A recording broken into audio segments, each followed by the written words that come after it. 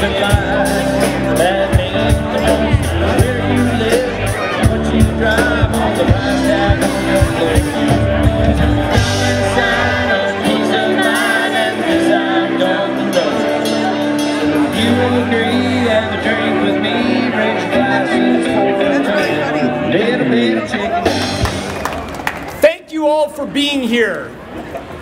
Thank you all for being part of this industry that's the most important industry in the world. We are the most important industry in the world because we enable every other industry to do what they do and to do it at these wonderful modern levels. When I was a kid, there was a widespread belief that we were soon to run out of oil and gas. High school in Colorado, early 80s, mass starvation by the year 2000, modern civilization was going to collapse because we were running out of oil and gas.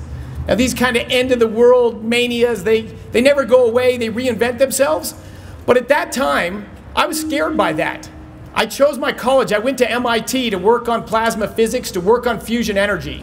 Because a world without cheap, affordable energy for all is bleak. We know that because we get to look back at human history.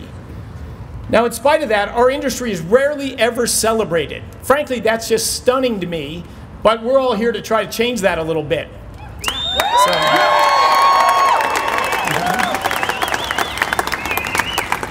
So I'm no David Letterman, but I wrote my top 10 reasons I love oil and gas. And starting with a few things, when you combine the arrival of oil and gas and the spread of human liberty and free enterprise, which really is less than 200 years old. So 200 years ago, before widespread liberty and before oil and gas, before the first oil and gas well was drilled, human life expectancy globally was about 35 years, not meaningfully different than it was 20,000 years ago. The lot of the average person did not improve throughout all of human history until the arrival of oil and gas and free enterprise. Since then, number one, human life expectancy has doubled since the first oil and gas well was drilled.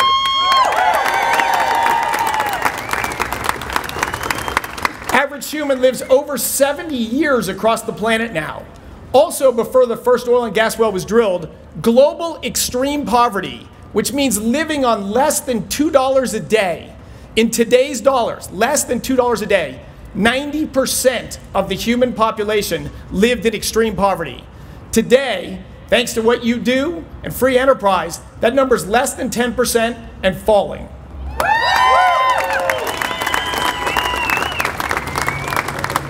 Number three, saved the whales. From the late 1700s through the middle of the 1800s, there was 1,000 whaling ships trawling all four of the oceans and hunting and killing whales as memorialized in Moby Dick. And why were they doing that?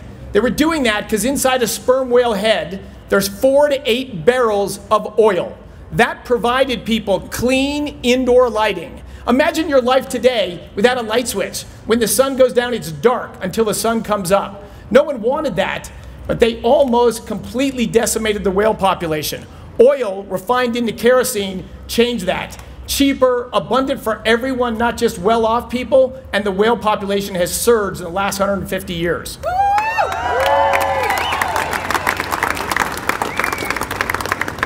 Number 4, planes, trains, and automobiles.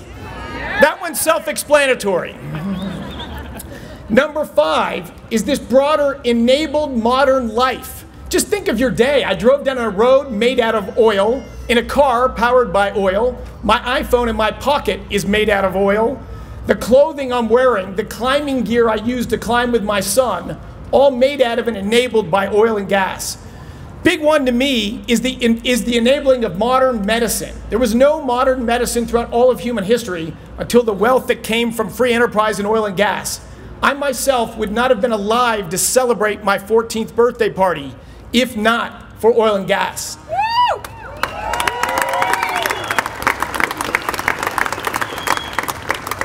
Now we'll go to the modern world. You know, I was born a long time ago. But the recent shale revolution, just last 10 or 15 years, has made oil and gas so plentiful, it's driven down the prices around the globe and saved over $1 trillion every year to the consumers of the world. Over $1 trillion. That's $2,000 for every American family every year, and $200 for every man, woman, and child on the planet.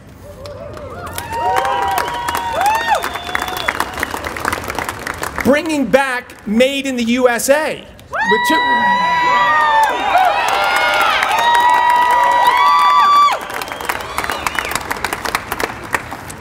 Eliminating U.S. dependence on foreign oil.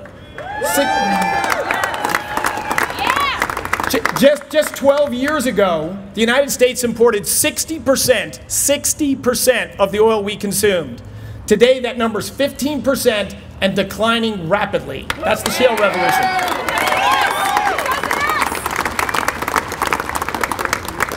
Talk about energy independence. Our fabulous state of Colorado produces 3 times more energy we consume. That's oil and gas, that's the shale revolution.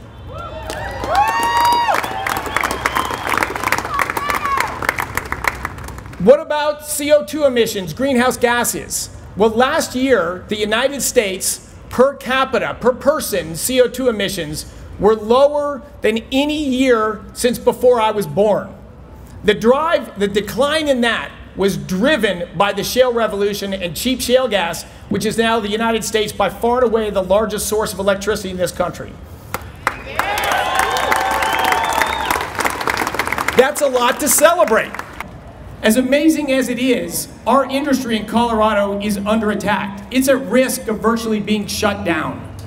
I don't want to go into the details of that, but what would a Colorado be if that happened? It's an economic study. 12 years from now, we'd lose over 100,000 jobs. We'd lose over $200 billion of economic activity and $8 billion of state and local tax revenue. I don't know how we run the state without that, but it's important for us to stand together, talk about what we do, and engage. Now we have more work to do, not just here in Colorado, but I'm going to close with one final thought. There's 1 billion people in the world today without access to electricity or oil and gas. 1 billion. Those people live like our ancestors. They burn grass, trees, sticks, and dung inside huts. I've slept in many of those huts. 3 to 4 million of them die every year from indoor air pollution. They want what we've got. We want to give them what we've got. That means more energy, more oil and gas. Our charge is to bring it. Thank you for coming, and bring it.